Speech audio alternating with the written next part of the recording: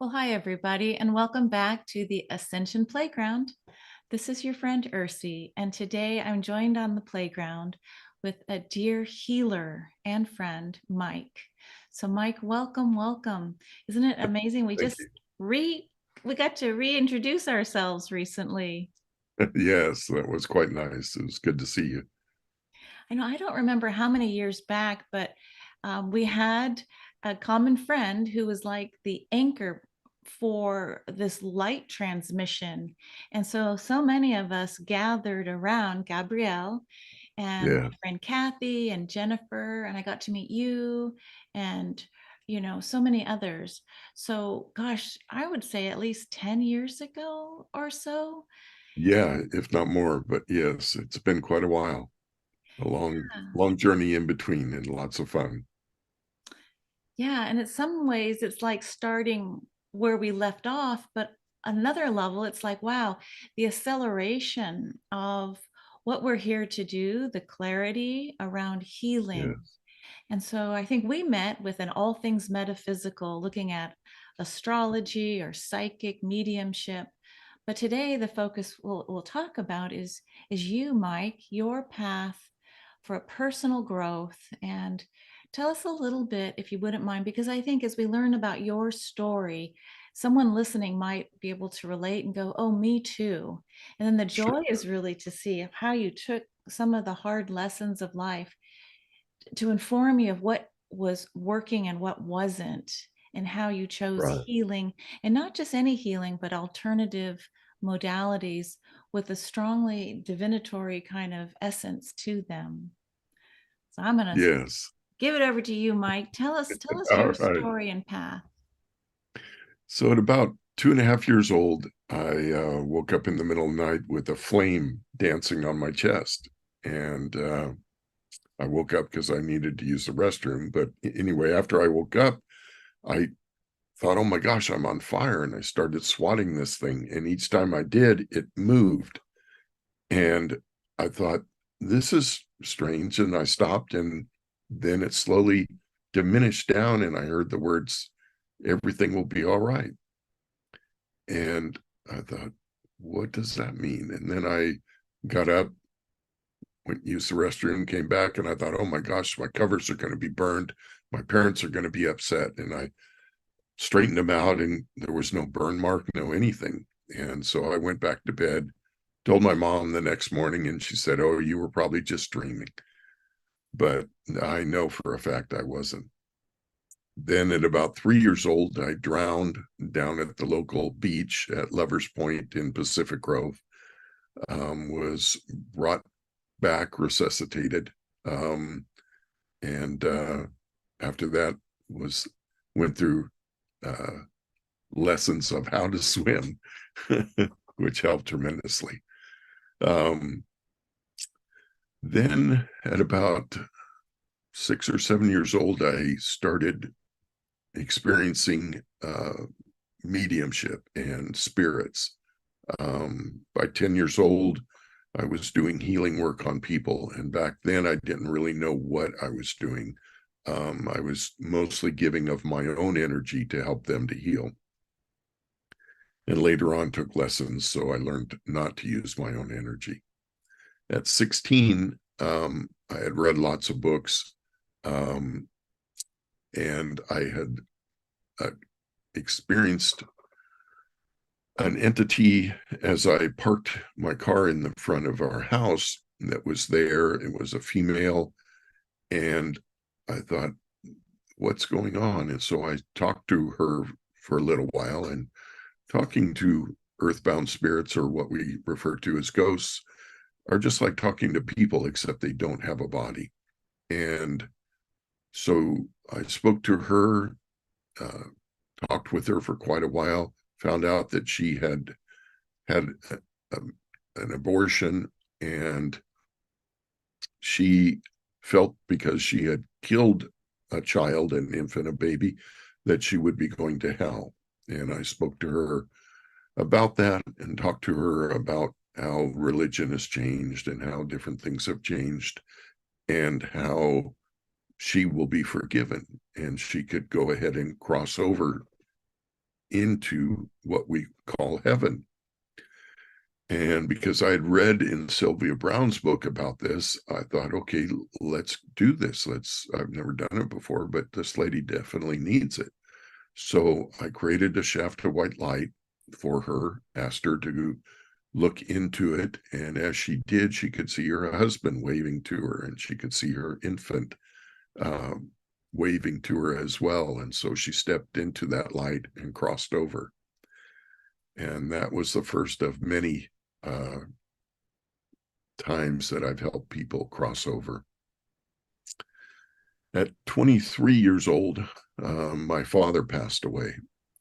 He was a dowser and also a healer. And unfortunately, I didn't get to learn about all of his experiences. He was born in 1910, and he was 48 when I was born. But we did spend some time together, and he talked about his dowsing and how he could find water and how he could find other things. One of the farmers lost his favorite knife and asked my dad, Pete, to come and see if he could find it. And sure enough, he could and found it. And so from there on, it led to more people and wanting his help. Then at 32, I got married, had a child 4 years later, and started my family life. And I started to get more pull towards becoming more spiritual. So I started again reading more books. A friend was also very spiritual, and I was connecting with her and talking with her, and she was invited me to join a group called the SOBs, which are spiritually oriented business people. Great name. And there I met my first teacher, and she taught me how to do hands-on healing and how to do many different things. Dowsing. Eventually, I learned channeling from her, working with tarot cards, all kinds of different things. How to remove cords from people that are connected, and how to reestablish them with love, or how to not allow them to connect again. From there, I started meeting more people in the group and learning from many different people, growing, and I started doing healing work in 2009 at my house. I had purchased a massage table and got to work. In 2012, I established my business. In 2015, I had a website and was going full blast. Went through the challenges of fear of stepping out into, or stepping out of the closet, we sometimes refer to it as, and getting in front of people. And when people would ask, what do?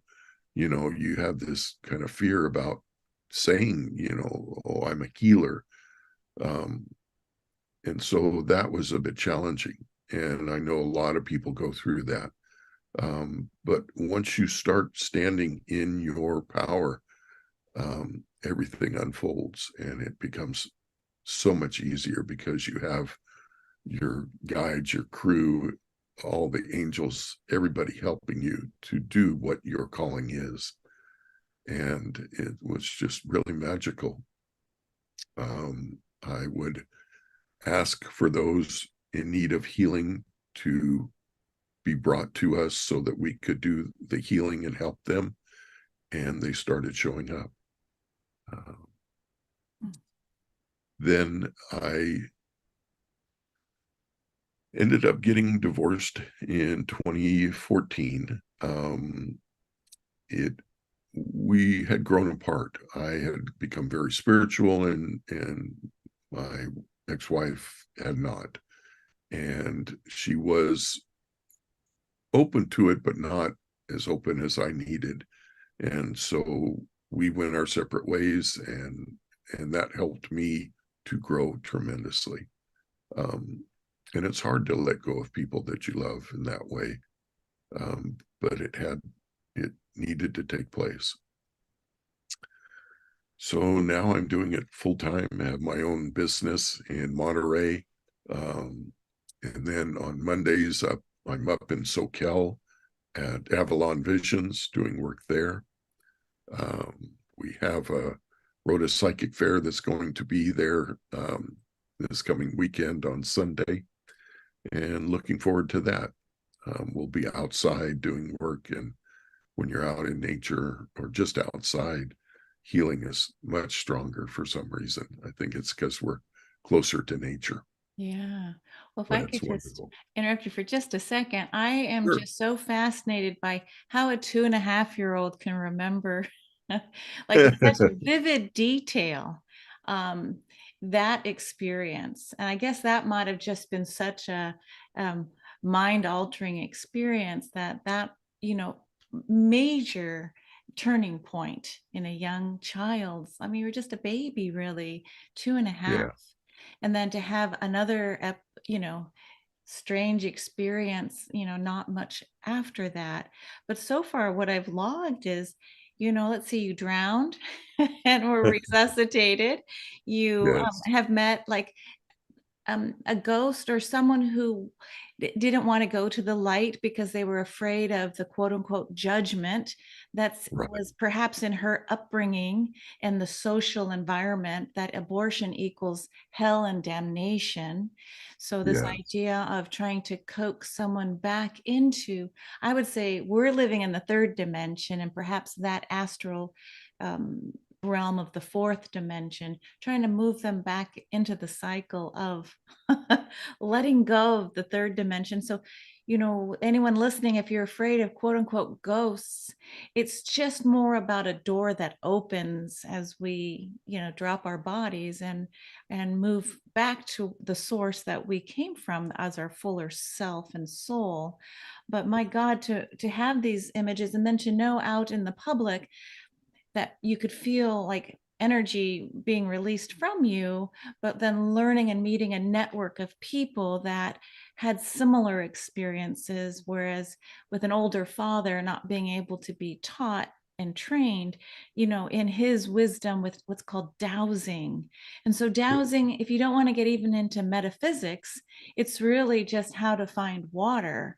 And it's an yeah, ancient art, and they have dowsing conferences. So it doesn't yes, have to be where science and spirituality meet. It doesn't have to always be so woo woo spiritual, that there are practical ways of, if you want to see, do I have water on my property? And if so, how do I find the well? So I think yeah. what your story is offering is really not just, you're not just totally out there working with ghosts and spirits and whispering, Oh like no. in between the realms. But I just want to add to this little recording that when you and I met, I was saying hello, and this woman and I both walked into Avalon store and healing center, and you didn't know this woman, and all she could do is come right out and comment about your eyes and how your eyes were carrying so much love in them. And I looked at you and I said, "Hey, Mike," and the idea of the eyes and the light that she could see from you. And it turns out, yes, she was a teacher for 30 years in the school system, moving now into her own joy of metaphysical, multidimensional healing. It's not Yeah, for like in the dark room, looking at crystal balls and looking at the future. Instead, it's where we're starting to move much more into this idea of we're way more than we can imagine. But your yeah, story began really at this idea of a 2.5-year-old having a pivotal experience. yeah, yeah. It was so profound that I could remember it just like it happened yesterday, and it was uh, just something that I knew had tremendous meaning. And it wasn't until later that it all unfolded. Wow. Well, I just stand in awe for you and others that I've met on the playground that when you really allow yourselves to share what really happened, that you can remember the idea that these windows and portals can open up for um, experiences that are beyond our our five senses, excuse me. So Yes. the five senses, that there's more to us than meets the eye, so to speak. And I believe more and more are being born now with these abilities to like talk telepathically, communicate, to heal in distance. And so we're going to get into that now in the current life where you've shared with us, here's my path. It wasn't, let's say, normal. I love that you had the family life. And when it was time, unfortunately, to like say goodbyes to loved ones, that it was done, it feels like, with the grace of that's a chapter, but I love myself enough to know this is what I need going Yes. forward in this next chapter of really for your fuller, authentic self to come forward. And I love the SOBs that you bring spirituality into business. But let's look at today because you mentioned your website. And for anyone listening, this is we're calling in from California. So you've got the Monterey Bay, and Mike, you're from the Pacific Grove region, but now you're living more in the Monterey Bay upper area, and having an office in Monterey, but also in Santa Cruz on Mondays. So it's nice to see that you're transporting yourself to offer healing sessions to people basically in the Bay Area side of the ocean. Yes. Yes. So if anyone wants to find Mike and his services, you look under Mike Dinkel with a Kel, dinkel.com. And so here we go. In fact, here's the map, right? I was just talking about here's Yes. Monterey Bay. So you have one office that you rent here in Monterey in the downtown area, it looks like. And then the other is up here in Capitola, Soquel area, um, Yeah. which is south of Santa Cruz City itself. So here we go. Now, you offered me an in person healing through Avalon, and I will say, um, I have had Reiki sessions, I've had remote healing. Yours was unique. I'm just going to shout out it's your voice. There's something in the color and timbre of your voice that makes me feel like things are really grounded deeply into Mother Earth. And there, for me, is this okay, I'm anchored. I'm not going to be sent out there. And then this woman commenting about the light and the angels that were coming in around you. So Yes. I want to get to that story that you shared with me in a minute, but here's your website. You do offer cranial sacral therapy in person where the hands are, it's not massage, it's really light touch and it's energy work working around very specific points of the body. But if you're not able to come visit Mike in person, this idea of remote healing, distance healing is available, and also remote psychic readings, mediumship. Oh, communicating with loved ones who have passed. So, and then here's where you can book a session. Well, this your website just opens up a ton of questions for me, and I'm just trying to figure out, okay, where to start. Ah, here's a great place to start. Since you gave me a session, I felt like there was like a something with my neck. Whenever I get a massage, I get touched there, I go electric. And I just kind of looked at that behind my neck as okay.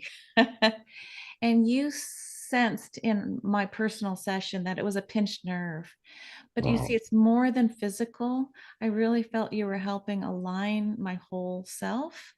And then how you explained to me the spine and the vagus nerve. And so that was the physical aspect. So, anyone listening, if you want to really understand how the body carries messages for you, and the story that I'm going to put you on the spot was with this idea that there was a person you were giving a healing with, and Jesus came in. So I'm going to Oh, yes. mute myself. If you wouldn't mind, could you share that story? Because I thought that was Sure. so beautiful. So a friend of mine approached me and told me of her friend that had cancer, inoperable lung cancer.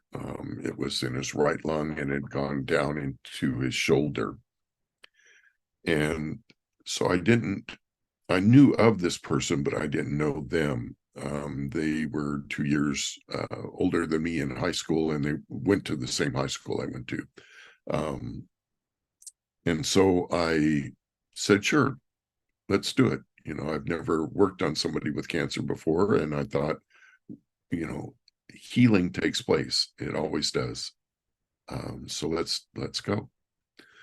So I got there, and I was had him laid out in front of me, and I've worked with Jesus many times and angels, and Jesus was on the other side of the massage table, and he said, okay, we're going to work together this time. And I said, okay, great. And I'm thinking, we're going to do the same thing. He's going to be there, I'm there, and we work on this gentleman. But what happened was he turned around, stepped back through the gentleman and into me, and I could feel him in me, and it was incredible. I mean, suddenly I had a much longer beard and a robe on, and it was just very magical. Anyway, we started working on this gentleman, and basically we stood there, and I had my hands like this out in front of me, sending energy down into him, and we both were together doing this. And then these little things would come out from the left and come down and grab some stuff that looked kind of like slime, the green slime, but gelatinous stuff, and fly off with it. And I'm watching this taking place and this going on, and I said to him, shouldn't we be doing something more? And he said, no, we're holding space so that they are able to do the work that they're doing. And he said, right now they're removing the cancer. And then as they were doing that, other angels came in, and they would take their fingers and run it along the cancer lines and bring it down into the area where the mass was, and where what I found out later were healing angels would come and grab this stuff and fly off. And they would move this cancer out of the arm and down into the lung and bring it all together. And we were working on him for almost an hour and a half. And you could see this mass that was huge get smaller and smaller and smaller and smaller as they would come down, grab this, and fly off. And it got down to about the size of an orange or a tennis ball. And then Jesus said, we're going to stop here, and we'll finish up next time we get together. And I said, okay, great. So we stopped. I told the gentleman, that we're done. And he said, wow, I feel a lot better. And he goes, thank you. And, we talked a little bit, and then I left. This was on Wednesday. On Thursday, he went into the local hospital to get the tattoos on his body to do the radiation work, so they could pinpoint exactly where the radiation needed to go in his body. And in doing that, they did a CT scan. And in that scan, they found out that the cancer had actually shrunk to the size of an orange or tennis ball. And he called me on Sunday to tell me this. He said, Mike, and he's a funny guy. He goes, you won't believe this. My doctor called me up on Sunday. On Sunday, I'm laughing. He said, and the cancer has shrunk down to the size of an orange, and they can go in and remove it. And I said, and he said, I told the doctor a healer worked on me. And the doctor said, well, I don't know if it was the healer that did it or if it was your first session of chemotherapy that did it, but whatever did it, it's shrunk down and we can go in and operate and remove it. And he said, "What do you think, Mike?" And I said, "Well, I think that's great, but let me tell you what actually happened." And because I didn't know this gentleman, I didn't talk to him about the angels. I didn't talk to him about Jesus. I didn't know what his spiritual thoughts were. And now I've learned no matter what you tell, you talk, you tell the whole story, everything that took place. And I always have been since then. Great learning. So I told him all that took place. And he was like, "Wow, why didn't you tell me this?" And I said, "Well, I didn't know what your beliefs were." And he goes, "Well, what do you think?" And I said, "Well, we have a session planned. You know, we were going to get together next Wednesday and do it again." I said, "I would have the people that shrunk it down, Jesus, remove it completely. But that's my thoughts." And he goes, "But my insurance will cover the operation all completely. It'll take care of everything." And I said, "Well, it's up to you. It's your body. You have to decide what you want to do." Personally, I would have the people, Jesus and the angels, remove it completely. But it's up to you. You have to decide. And he goes, "Well, I think I'm going to go ahead and have the operation and have it removed. The doctor has scheduled me for Monday morning and they can take it right out." And I said, "Well, that's great. You know, that'll be good." So he had the operation. We canceled Wednesday. It wasn't until I think Friday that we got together after he got out of the hospital. And you know, it was a few days after that. But the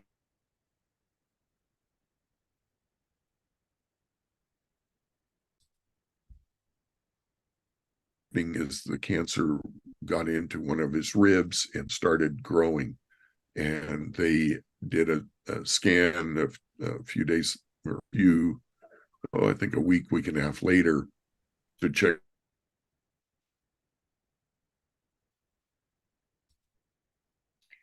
Oops. remove that cancer, and we're able to do that. Long story short, he continued to get radiation treatments and chemotherapy treatments, and he eventually passed away. I believe because of the chemotherapy treatments and radiation. But what happened was he had a death sentence. Basically, he had been told that he could die at any time and would probably pass within the next 3 to 4 months. He lived another 8.5 months and was able to spend time with his grandchild, say goodbye to friends, spend time with family, and it extended his life. And it was a learning for me too, that not everybody can be saved. And for when it's your time to go, it's your time. That can sometimes be extended, like in this case. Um, and but your time to go is when you're done here, and that's when you ascend. And that was hard for me because I thought, we can heal this gentleman, we can get him back on his feet, you know. And I was all gung-ho and learned the lesson. So learned a lot of important things. Wow. Sorry if my internet connection was a little unstable for some of that. I think we got it all though. This is a story that you're sharing that I could hear over and over again and still get the chills. And then I love the lesson about telling the whole story as the messenger, not afraid of, if I deliver the full truth, how will the person take it? And so this Right. idea of, yeah, angels and Jesus, but when you say it, and this idea, because I've heard this story before from other healers, I think I shared with you, it reminded me of some of those Filipino surgeons, a Oh, psychic surgery, but it right. requires, this idea of, where are your belief systems tied? If you're going to come in and try and heal someone that's resistant and says, "No, I don't believe it. My wife wants me to do this, but I don't believe it," it's not going to have the impact.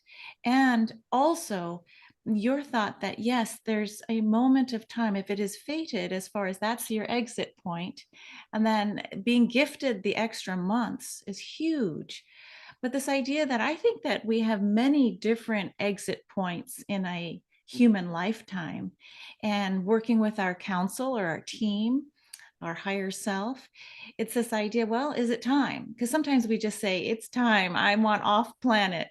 And we're saying that out of frustration, out of despair, out of the depths of depression. But when it is really time, then it's just looking at, look at the gift the man who came to you gave you, though, that you could actually see that it was chronicled in his, his medical record and the Yeah. x-rays, etc. So it was as much, I think, a gift for him as it is for you. And then for you sharing it just makes me go, all right, I'm calling in Jesus. I'm aligning with the ascended master or the healers that I know, align with my belief system as it is in this moment. You Yes. know, Yeah. It's beautiful.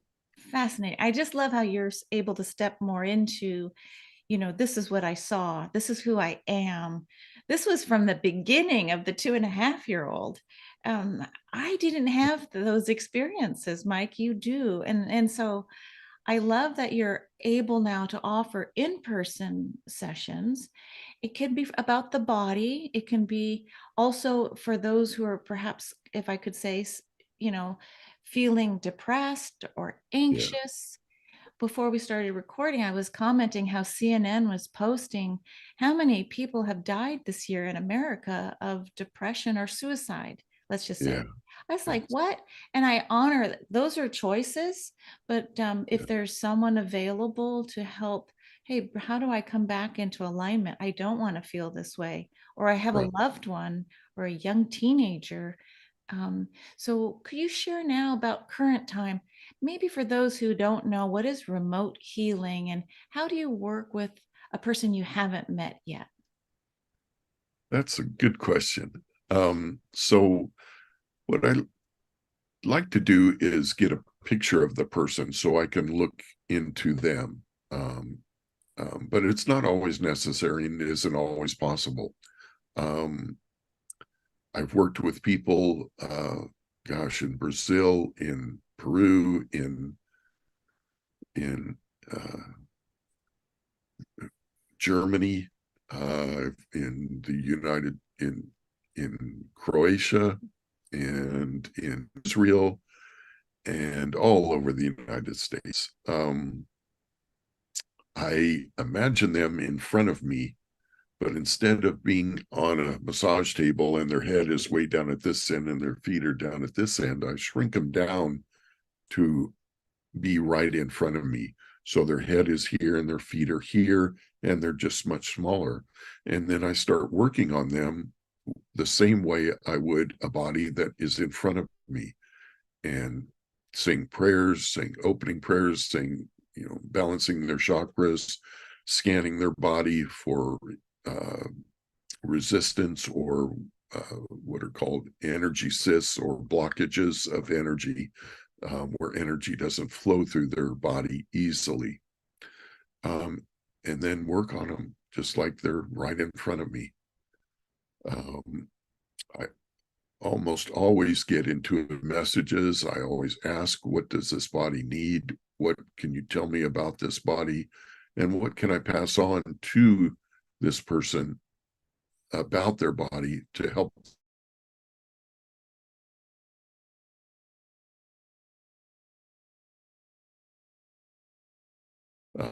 Sometimes I actually get messages and I'll start free writing these messages, writing everything down as it's brought into me. Um, they'll they'll got their guides will talk to me and talk about things that need to be done, um, forgiveness work that needs to be done, any number of things. It's quite amazing. Is And that where the it's term, I'm sorry, is that where the term full bodied channel, like you're just opening up yourself? yes, yes. So I'm a channel as well, and I channel um, So free writing is like channeling. Um, it's just putting a pen and paper in front of you and asking a question and then listening for words. And whatever words come to you, you start writing them down. Mm. And pretty soon they start making sense. And pretty soon you're writing things you would never have thought of. Um, and so when the guides of the client start speaking, then I start writing and writing all this down. Wow, that is fascinating because it's this idea of allowing like God or spirit, the higher self of the other person to not even label, but to trust what wants to come through. Because I have studied all things healing, not for myself so much as my loved ones and family members, but it's intrigued me on a real deep level. So, people who might be listening at an advanced, let's say, astrology level, it's really looking at, my gosh, what are the markings for a healer? When you start talking about galactic support, who are the star families and star nations, perhaps energetically also kind of trying to make contact, to support the awareness, because we're not necessarily open to learning if everything is fine and dandy, if we're in love and joy and bliss. It's those times Right. where it's crunch time, where our body is in pain, or a loved one is in pain. How do we bring the fullness when you've tried everything, Western medicine, alternative medicine, all the medicines don't work? And so sometimes I bet people might come to you, Mike, as perhaps the last resort. Like, if everything else fails, if it can't hurt me, why not just try it? Right? Yeah. It's yeah. Yeah. It's pretty amazing. And then reading, like with Wayne Dyer and a lot of his books around healing, he would talk about the word heal as connected to the word whole. So when we're whole, we're standing in congruence and coherence, but this wholeness, right? And so we can look at sound healing, energy healing, the Reiki. I think I remember asking you, "Oh, are you sending in particular codes or glyphs into my body?" And you're like, "No," but on the table I had this idea somebody was. And so I played with that idea, not for the fear of it, but for the sheer delight. Like, why would I have that thought? And is that thought mine on the table? Like, they're putting in codes so that I would come into balance. Because if this body is strong, I don't have that pinched nerve, then I see, okay, I'll be of more service. So if you want me to hang around a little bit more, if we have a team agreement, then let's work together. So it's not Yeah. always this human body is going to always deteriorate in the way that we imagine in the collective. But if we can imagine ourselves in alignment, in coherence, in whole, to do the type of work you're doing, I would say it really takes this idea of, okay, I don't know where you got the idea to shrink the body, but then to work with whatever comes through. It doesn't have to be prescriptive. I always do it this way. you know, No, no, you have to be open to all possibilities because you're you're guided and you have to trust that guidance, whether they're remotely in front of you or right there in front of you. Um, and anybody can do healing. As a child, if you bumped your knee, your mom would come up and rub it. And she was sending energy into your knee at that time. She was asking that your pain stop, and her intention was to rub it and stop that pain. And that intention is very powerful. And in that way, anybody can learn to heal. wow. And I remote healing is done in the same way. It's easiest explained as most people have experienced the phone call where you're thinking about somebody and a few minutes later you get that phone call. Yeah. So you're thinking about them and that energy is going out from you and it goes to them. And they, if they're psychic, would say, "Oh, so and so's thinking about me." But most people just feel that energy and they think, "Oh, Mike is thinking of me," or "I haven't talked to Mike in a long time. I'm going to give him a call." Yeah. So that same energy is what I use to send out healing. I send that out to them and they feel it and they respond to it. And that information comes back to me as well as to how they're responding and what needs to be done. Well, you're reminding me of a story in closing that when on January 6th, when we had the insurrection at the Capitol, I got a phone call that my father had passed on that same day. Oh, And he was living in Mexico. So I couldn't go see him or be with him. They needed someone to identify the body. And the border was closed. And oh, so I had such a strong connection to my father that when my mom passed, it didn't hit me this like it did my dad. But my friend Kathy, she says, "We got you covered, Urs. I'm going to call my daughter Jennifer and Mike Dinkel."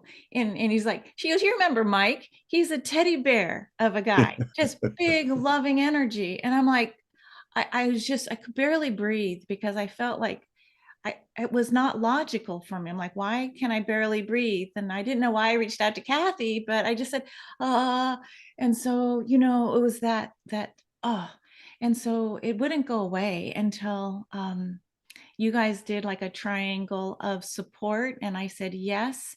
And I just held whatever needs to be lifted. And so Mike, I never got to personally thank you, and I think that was what, a couple of years ago.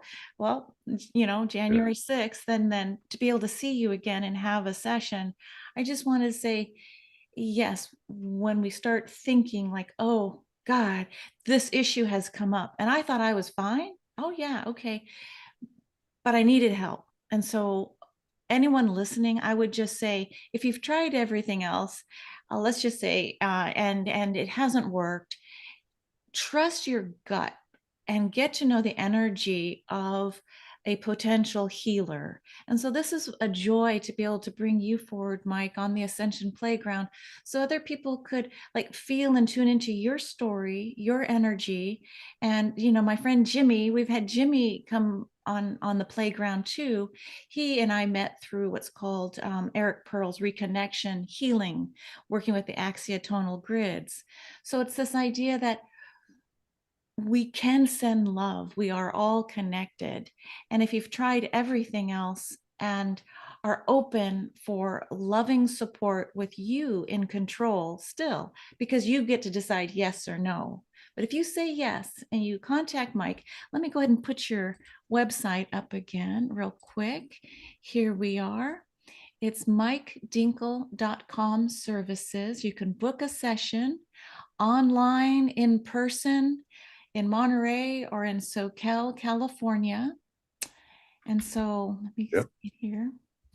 So any final words, Mike, as far as like what you might think for the future and healing and your services? Um, just to trust that your body can heal itself. It is designed to heal itself.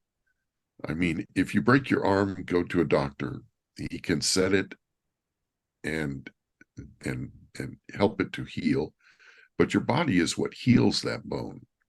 The doctor can only set the bone, and your body takes over from that point, and it heals itself, and it's designed to heal itself.